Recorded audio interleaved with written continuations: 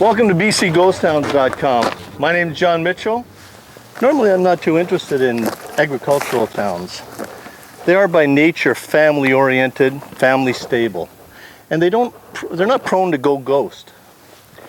This is an exception to that rule. I found this town very interesting. I hope you will too.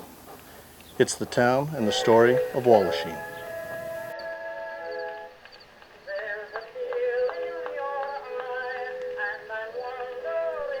It all began in 1907 with a chance visit by C.E. Barnes. He was an American surveyor working for the CPR out of Ashcroft.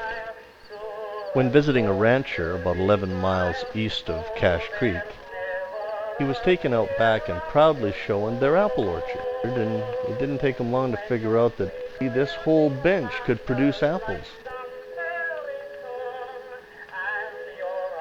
Barnes' fertile mind told him that he needed financial backing, and he founded an English company, oddly enough back in London, and it was named the British Columbia Development Association. It had been working in British Columbia since 1895 with other investments. The BCDA promoted the property as upper class English and kept it really to a small group of gentry. They were going to develop the land, build houses, plant orchards, and bring in irrigation to this bench on the Thompson River. All of these plans went swimmingly. Modern steam tractors were used to plow the fields. English managers oversaw the Chinese and First Nations laborers. After all, Englishmen knew best. The English can-do attitude and confidence proved ill-founded. It's now 1910, and Mr. Barnes's dream of seeing these fields plowed up and built of apples is well on its way. These hot, dry benchlands above the Thompson River were tough on animal and man alike.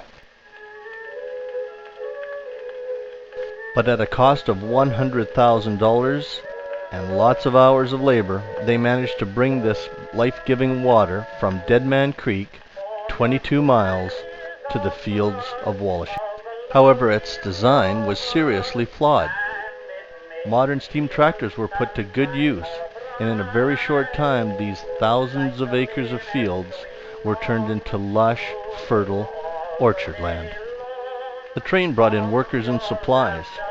They had an orchard and a town to build, and 3 and 4 bedroom houses could be had for $1,100. You could buy your acreage planted or unplanted as you chose.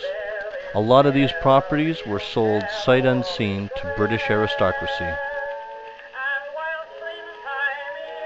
Everything was happening at a breakneck speed. New families, new workers, everybody had a modern place to stay, and that was in the Walhachin Hotel, where one had to dress for dinner, and there were no locals at the tables. The finest silver served in the best English tradition. The English were sure that the colonials would be impressed, that is, if they were ever allowed to visit. While the thousands of apple trees were growing, there was time to plant root crops, potatoes, onions, beets, carrots, and all in great proportions and beautiful size, winning awards around the province and back in England as well. It gave the settlers, the fruit ranchers, a chance to realize they had made the right decision. While the trees were growing, the English gentry and their families now had the leisure time they had really bought these properties to enjoy. Life was so very good in Walhachin.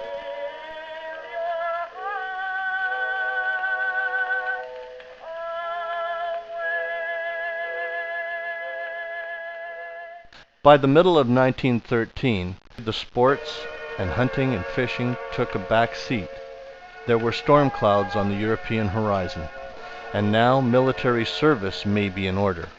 Practicing of horsemanship, cavalry charges, mock attacks against entrenched enemies, and maybe even a ceremonial marching up and down the main street of Walhachin took precedence over those hunting and fishing trips.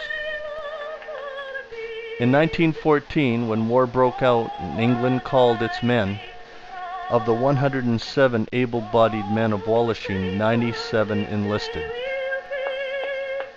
Letters came back from Europe to Walhachin. The news was not always good, most often bad, and the locals decided to try and spare the men of the news that was happening in Walhachin.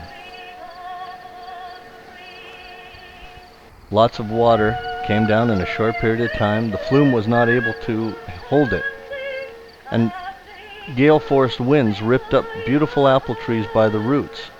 The damage was extensive, and it was one that they were not going to recover from. The handful of Walhachin residents, although valiantly trying to keep irrigating, sometimes by hand, had little to do but to watch most of the orchards wither and die in the summer heat. In the end, many of the men did not return. There were several good reasons, but for Walhachin it didn't matter. The town did not die completely. Lots moved away, some moved in, but it was never ever going to have the glory of that summer of 1913. Walhachin turned out to be a very affordable place to move to. Some people weathered the 1930s, and those residents and their offspring are there today. If you get a chance, visit this lovely little town, just a little ways off the main highway between Savinaw and Cache Creek, over a lovely bridge that actually dates from the early days of Walhachin.